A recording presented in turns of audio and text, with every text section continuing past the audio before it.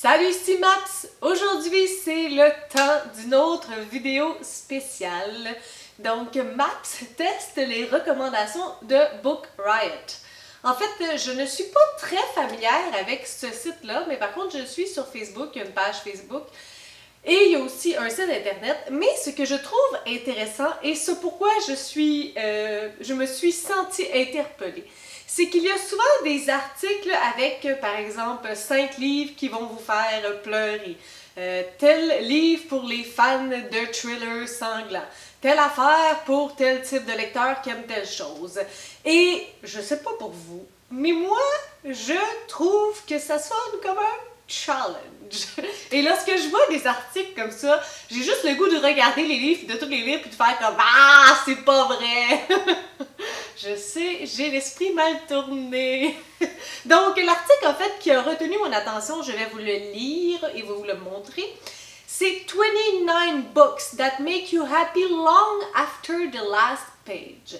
Donc, 29 livres qui vont vous rendre heureux longtemps après que la dernière page sera terminée. Si je peux traduire ça comme ça. Je ne vous parlerai pas de 29 livres aujourd'hui, hell no! Mais j'en ai choisi 3 pour faire un petit échantillon et me dire est-ce qu'on peut se fier à Book Riot ou non.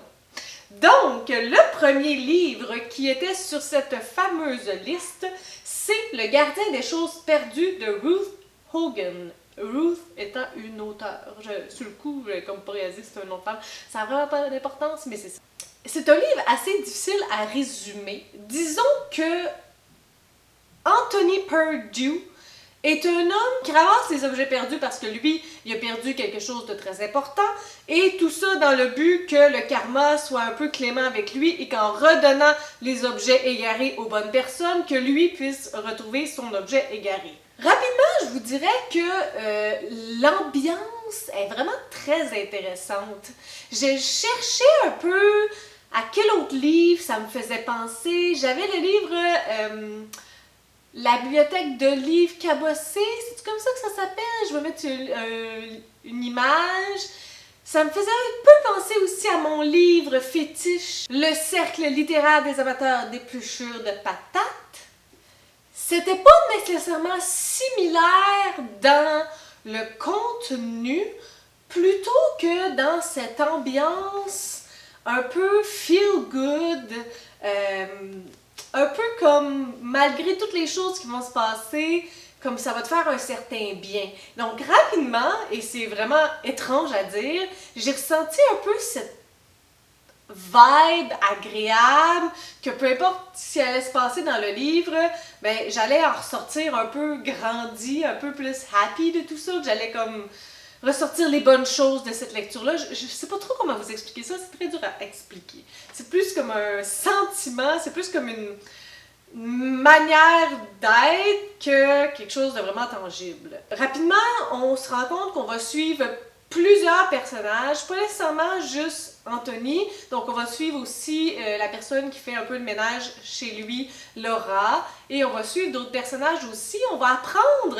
l'histoire derrière les objets perdus. Ça, c'est vraiment intéressant, donc à travers des petits... c'est pas nécessairement des chapitres, c'est plus petit que ça, des paragraphes en lettres italiques, donc on a l'historique de comment la personne s'est débarrasser de cet objet-là ou tout simplement l'a perdu. Donc, c'est très intéressant. Il y a un volet un peu fantastique, mais comme soupçon un peu de capacités surnaturelles, mais qui sont pas très épeurantes. C'est vraiment juste comme quelqu'un qui est plus intuitive un peu que les autres, donc quelque chose d'intéressant. Puis, je vais pas trop en dire parce que c'est pas une grosse vibe de fantastique, mais je comprends pourquoi on a mis cette description-là dans le genre littéraire de ce livre-là. Les personnages sont très intéressants et sont très importants. On s'attache rapidement à ce Anthony, on s'attache aussi à sa petite voisine Sunshine, à sa femme de ménage Laura et à son jardinier. Ben, je dis femme de ménage, mais c'est parce qu'elle est comme plus que ça. Je sais pas trop comment nommer son titre. Et en tout cas, comme je disais, au jardinier, je me souviens même plus de son nom. Il était tellement mémorable. Freddy. Freddy qui s'appelle. Donc les personnages sont importants. Il va pas se passer énormément de choses parce que la quête, ça va être vraiment de retourner aux propriétaires originaux les objets perdus et il va y avoir différentes péripéties et on va en apprendre un petit peu plus sur la vie de tout le monde à travers ça. Je vous dirais que c'était vraiment un livre assez smooth à lire. Là où j'ai commencé à avoir un peu des sentiments moins agréables, c'est par rapport à la personnage de Laura, la femme qui va aider Anthony dans le ménage de sa maison et tout ça. Je la trouvais, tu sais, comme quelqu'un qui est pas apte au bonheur, comme peu importe qu'elle ait eu des épreuves difficiles, lui aussi, il a vraiment eu des passages difficiles dans sa vie, mais elle était comme tout le temps en train de se plaindre, puis pas capable de se libérer d'un gros poids de culpabilité. Puis on dirait qu'avec l'atmosphère de ce livre-là, je trouvais qu'un personnage aussi peu apte au bonheur, ça faisait comme un peu trop d'ombre à ce livre qui doit être un feel-good livre. C'est une très belle phrase en français, ça. Un feel-good book. Un livre qui fait du bien. Donc, à la fin, j'étais un peu de tout ça. Mais bon, ça n'a pas nuit à ma lecture, mais je vous dirais qu'à la fin, c'était temps que ça finisse parce qu'elle a commencé à me taper sur les nerfs. Finalement, avant de terminer de vous parler de ce livre-là, je dois vous lire ce qui est écrit ici. Et à mon avis, ça résume complètement l'entièreté de ce livre-là. Il n'y a pas de meilleure description que je pourrais en faire. C'est écrit là. C'était une vaste histoire d'amour et de perte, de vie et de mort, et surtout de rédemption. C'était l'histoire d'une grande passion qui avait duré plus de 40 ans et finalement trouvé son dénouement heureux. Donc, dans ce livre-là, il y a aussi beaucoup d'épreuves que différents personnages vont vivre, des choses assez lourdes de sens, de la maladie mentale, des décès, des pertes, des déchirements. Donc, le livre n'exclut pas des sujets qui peuvent être très difficiles à aborder, mais c'est fait comme avec un certain soupçon de bonheur qui entrelace tout ça. Je peux comprendre pourquoi il était dans cette liste-là. À long terme, est-ce que c'est un livre qui va me rendre heureuse super longtemps à y penser? Je doute un peu. Je pense qu'il n'y avait pas un effet assez fort, mais malgré tout, je comprends où est-ce qu'on veut en arriver. Donc pour l'instant, j'accepte que ce livre-là était dans la liste des livres qui vont nous rendre heureux pour très longtemps. La deuxième recommandation de Book Riot, c'est Eleanor Oliphant va très bien de Gail Honeyman.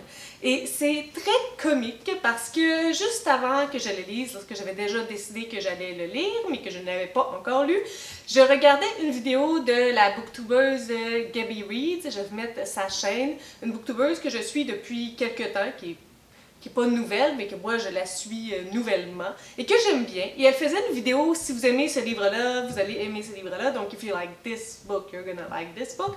Puis elle comparait Eleanor Oliphant avec Evie Drake Startsover. J'ai pas lu l'autre livre, je vais vous mettre son image, donc elle comparait puis elle disait que c'était comme une vibe similaire, sauf qu'elle disait que ce livre-là était plus déprimant, depressing. J'étais comme, il fait partie des 29 livres que Book Riot me suggère parce que ça rend heureux très longtemps. Puis elle a dit que c'est un livre plutôt déprimant. Là, je me suis dit que ça allait mal partir, en tout cas que ça partait pas bien pour Book Riot. Mais bon, je laisse la chance au coureur et c'est ça que j'ai fait.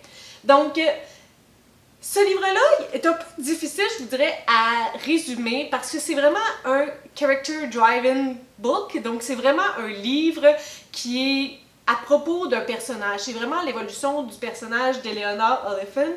Donc, elle est un personnage assez particulier, c'est ce qu'on considère au départ. Elle est franche. Il y a certaines conventions sociales qu'elle ne comprend pas, qu'elle ne connaît pas, mais elle est très bien éduquée, puis elle est comme très cultivée. Donc c'est comme un personnage assez particulier. On n'arrive pas à comme comprendre tout de suite pourquoi elle est si singulière. Puis sa singularité, pour moi, a fait son charme dès le départ. C'est un personnage que j'ai adopté à une vitesse fulgurante.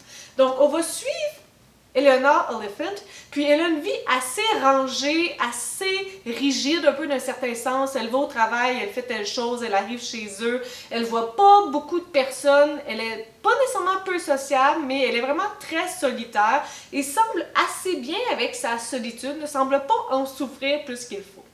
Sauf qu'il y a un jour où elle va tomber en amour avec l'homme de sa vie. Et là, ça va un peu tout bousculer l'univers qu'elle s'est construit depuis des années. Donc, toutes les conventions sociales, elle va être un peu confrontée à ces conventions-là, à rencontrer plus de gens, à faire des choses hors de son quotidien pour l'amour de sa vie. Et donc, ça va l'amener dans plusieurs situations et ça va lui faire un peu creuser pourquoi elle est si solitaire et pourquoi elle est dans un cadre si rigide. Donc, ça va tout chambouler ça va tout chambouler sa vie. Comme je vous disais, on va vraiment suivre le personnage d'Éléonore. Forcément, c'est pas nécessairement un livre qui se passe énormément de choses en termes d'action, mais il se passe énormément de choses à travers sa vie. Donc, si vous aimez découvrir un personnage puis voir son évolution, ce livre-là, c'est vraiment ça. Éléonore, elle va partir d'un point A qui semble correct, qui semble lui aller très bien, et va s'en aller jusqu'au point Z, mais avec une gamme d'émotions, avec une gamme d'actions, de choses, de revirements qui vont se passer dans sa vie. Ça va vraiment tout chambouler, ça va la chambouler elle, ça va chambouler ses habitudes, ça va être vraiment un gros changement pour le meilleur et pour le pire. Je vous avoue que c'est vraiment un livre que j'ai adoré. Le personnage d'Éléonore, c'est un personnage que je trouve succulent. Je peux pas dire autre chose. On l'adopte, ses répliques, la façon qu'elle agit dans le social, dans les conventions. Il y a des choses qu'on n'oserait jamais dire. Il y a des choses qu'on fait puis qu'on trouve imbéciles, mais qu'on ne le dit pas. Puis elle le dit, mais elle ne le dit pas d'une façon blessante. Elle le dit juste d'une façon franche et comme naïve un peu. Fait que c'est pas méchant, c'est juste comme c'est de même parce que c'est comme ça. Ah, si je peux vous donner un exemple, elle va se faire faire une manicure, ça coûte quand même un certain montant d'argent. Puis là, la petite personne, elle lui demande genre, est-ce que vous voulez une carte de fidélité? Si vous avez 5 manicures, la 6e sera gratuite. Puis elle fait juste dire comme, ben, c'est vraiment plus long, puis ça coûte plus cher, puis c'est moins bien fait que si je l'avais fait moi-même. Fait que non merci, puis elle s'en va. Mais comme tu sais, dans la vie, là, on peut penser toutes ces choses-là, mais qui le dirait? Puis c'est pas d'une façon baveuse, vraiment pas. Donc ce personnage-là, à plusieurs reprises, là, c'est un livre que je relirais pour ces moments, ces perles incroyables. Là, la question de Book Riot, c'est est-ce qu'il va me rendre heureux très longtemps après la fin du livre? Et c'est là que je tends à comprendre Gabi, parce que ce livre-là est comme très dichotomique. Il rend heureux, mais en même temps, il est très dur. Il y a des sujets très durs. Et il est doux et dur, il rend heureux, mais il fait mal. Donc, il y a vraiment comme cette dichotomie-là que je ne peux pas dire à 100% qu'il rend heureux parce que autant que j'ai des moments joyeux en pensant à certaines citations d'Éléonore, d'un autre côté, c'est une histoire franchement triste et la vie d'Éléonore est une histoire franchement horrible. On va découvrir les pans de son passé et il n'y a vraiment rien de drôle dans sa vie. Elle a mis plusieurs mécanismes de protection pour justement sa survie émotionnelle, mais c'est pas un livre franchement heureux. Donc, oui, il y a un sentiment qui peut sembler à du bonheur lorsqu'on le lit, mais à long terme, je suis pas certaine que c'est ça qui va rester le plus de ce livre-là. C'est difficile à dire, c'est vraiment une situation assez particulière.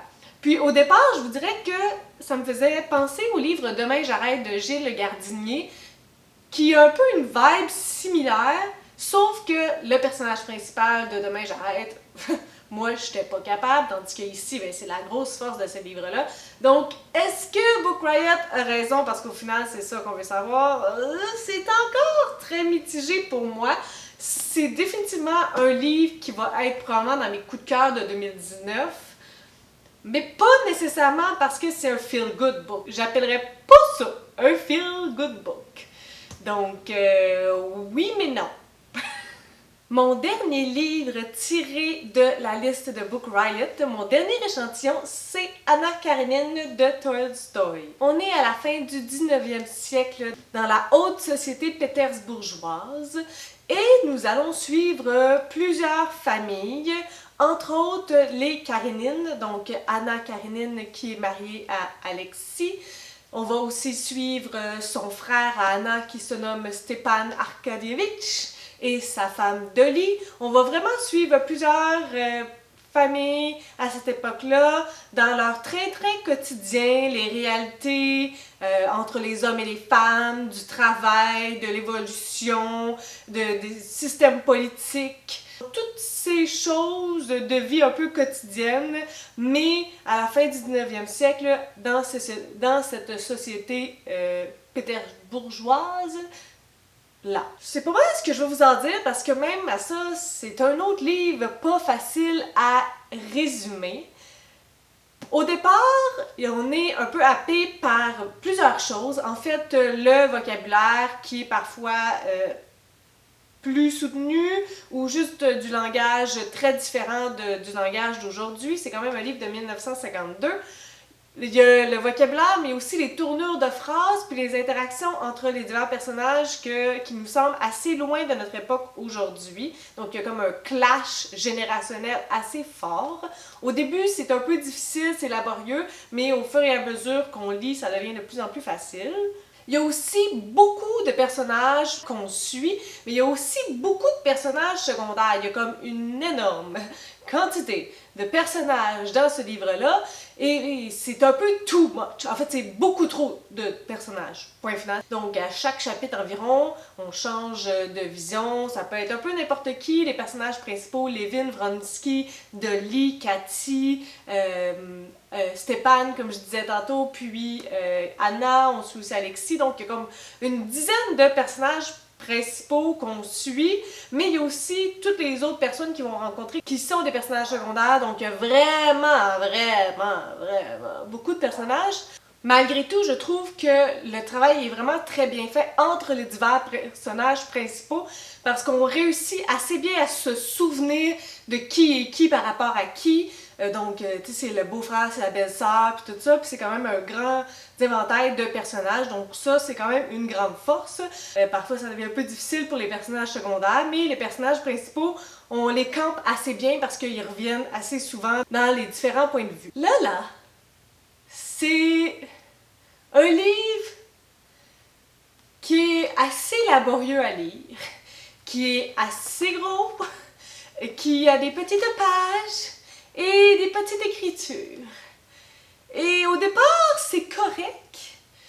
La première partie, j'ai embarqué, j'ai découvert les personnages, j'étais correct. J'étais quand même assez surprise, il y a tout le temps des nouveaux personnages qu'on suit, mais bon.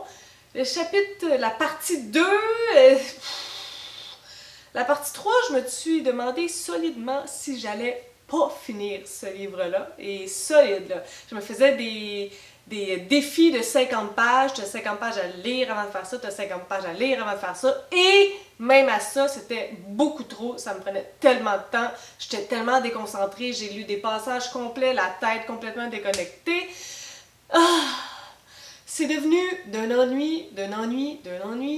Ben, premièrement, je me suis pas attachée vraiment au personnage, je les trouve un peu tous fades, puis il y en a pas un qui m'a donné envie de me battre pour lui. Il y a Levin pendant un certain moment que j'appréciais plus que les autres, mais même à ça, éventuellement, ça s'est juste essoufflé. Donc pour moi, si les personnages, ils ne m'intéressent pas, c'est fini, bâton, j'ai plus d'intérêt. Donc j'ai continué malgré tout, j'étais rendue, je pense, à 650 pages, puis là j'en avais ma clac!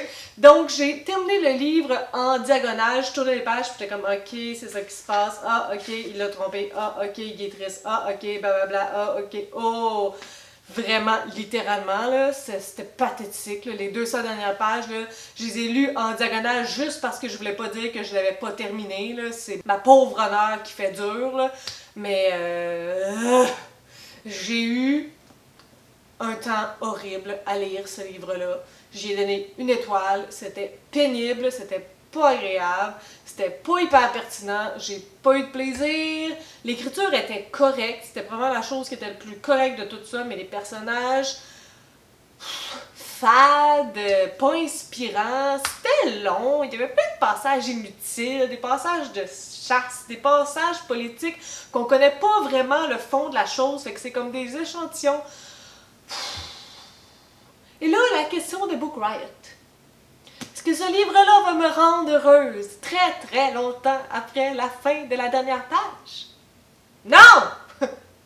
Non, non, non, non! J'ai pas été heureuse du tout de A à Z à lire ce livre-là.